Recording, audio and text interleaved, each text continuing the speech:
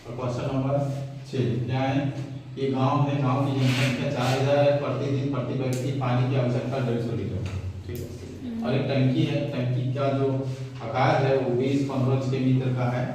पूछ रहा है कि जो पानी की टंकी है वो गांव में कितना दिन चलेगा, ठीक। तो कुल पानी का आवश्यकता अगर देखा जाए 4000 व्यक्ति है, 4000 को 150 से गुना करेंगे तो हो जाएगा हमारा 4000 गुना 150, फिर इसको 1000 से भागा देंगे मीटर में बदलने के लिए, ठीक है। तो 600 मीटर क्यूब हो जाएगा। लीटर को मीटर में बदलने के लिए 1000 से भागा तो कितना मीटर क्यूब हो जाएगा, 600 मीटर क्यूब। कितना मीटर क्यूब हो जाएगा, एक दिन जो है सो पानी की आवश्यकता गांव में। अब गांव के पानी की टंकी का आयतन अगर देखा जाए तो कितना है, 1800 मीटर। अब एक दिन में लोगों को पानी की आवश्यकता कितना पड़ रहा है, 600, ठीक है। टंकी का क्षमता कितना है, 1800। गांव में पानी की आवश्यकता कितना है, 600। तो कितना दिन चलेगा, 3 दिन चलेगा। जैसे 1800 को 600 से भाग देंगे तो 3 दिन पानी चलेगा। यानी कि जो टंकी का पानी है वो गांव में कितना दिन चलेगा, 3 दिन चलेगा, ठीक है। देखो क्वेश्चन नंबर 7 क्या है, गोदाम, ठीक। गोदाम का माप 40, 25, 15, ठीक। और एक क्रेट रखा जाएगा उसमें। गोदाम में कुछ क्रेट रखे जाएंगे, इस माप वाले एक गोदाम है, इस मान लो गोदाम घर है, तो घर में छोटे छोटे बक्से ला करके रखे जाएंगे। और बक्से का जो क्रेट है इसका माप इस तरह से, तो कितने क्रेट रखे जा सकते हैं, इसके लिए क्या करना पड़ेगा, इसमें इसको भागा देना होगा, है या नहीं। तो इसके आयतन में इसका आयतन से भागा देंगे तो 40, 25, 15 और भागा दिए 1.5, 1.25, 0.5। देखो ये दशमलव आए यहाँ पर, 1 0 पड़ा, 10 पड़ा यहाँ, 10 पड़ा यहाँ, 2 पड़ा यहाँ, 1 दशमलव आए यहाँ 10 से गुना हुआ, ठीक है ना। अब 25 देखो यहाँ पर 15 15 कट गया, 25 25 से 25 25 125, 25 8 40, 5 दूनी 10, 8 दूनी 16, 16 इधर 3 को 0। इतना क्रेट रखा जा सकता है, ठीक।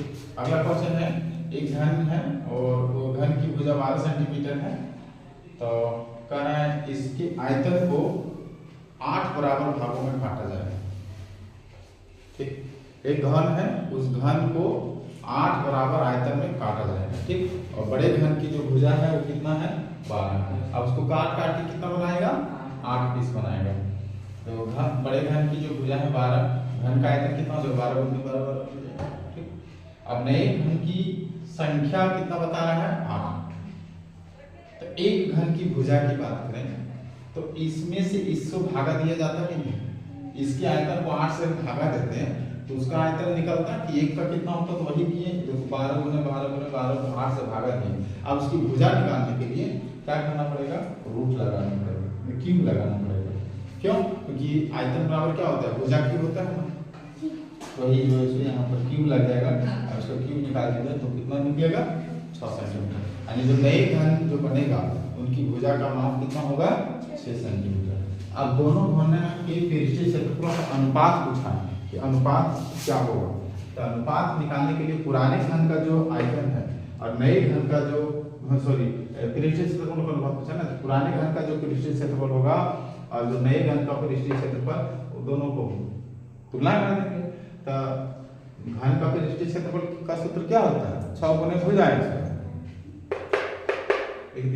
अब इस भुजा का माप ये 6 से कट गया, अब ये इस भुजा का माप कितना है, 12, 12 गुने 12। नए घन की भुजा कितना है, 6 गुने 6 दूनी 12, 6 दूनी 12, 2 दूनी 4, और नीचे कितना हो सके, 4.1, ठीक।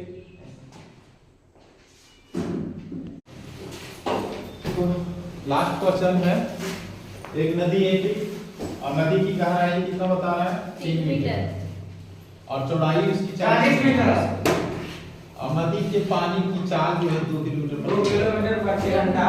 तो इसको मीटर में बदले तो 1 किलोमीटर में कितना, देखो 1 किलोमीटर कितना मीटर होता है, 1000। 2 किलोमीटर में कितना हो जाएगा, 2000 मीटर। अतः नदी की लंबाई कितना हो जाएगा, 2000 मीटर। 1 मिनट में नदी से समुद्र में गिरा पानी, पूछ रहा है कि ये नदी है, नदी के द्वारा समुद्र में कितना पानी गिरेगा 1 मिनट में। तो वही 1 मिनट में नदी से समुद्र में गिरा पानी हो जाएगा, ये नदी के आयतन बटे 7 से भागा, है ना, मिनट। L का मान बैठाए, V का मान बैठाए, H का मान बैठाए, तो 2000 ये 40 और इधर 3 20 है 60 हो जाएगा, 20 दूनी 40, 2000 गुने 2 4000 मीटर, ठीक है।